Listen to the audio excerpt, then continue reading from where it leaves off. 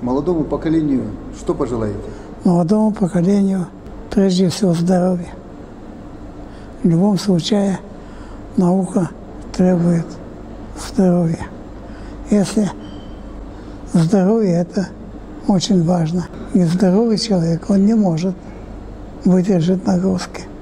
А наука требует больших нагрузок. Хотел бы, чтобы они были в какой-то мере свободны от давления великих ученых. Иногда они должны проявлять такую самостоятельность, иначе нельзя. Потому что если молодые не будут осваивать новые методы, если молодые не будут, так сказать, учиться собирать факты, накоплять их, если молодые не будут осваивать новые методы, то ничего доброго из науки не выйдет. Без новых методических подходов, методологических в том числе, науке новые шаги сделать трудно.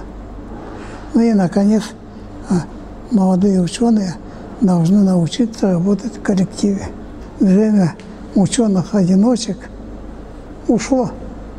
Вот я все хотел сказать для молодых.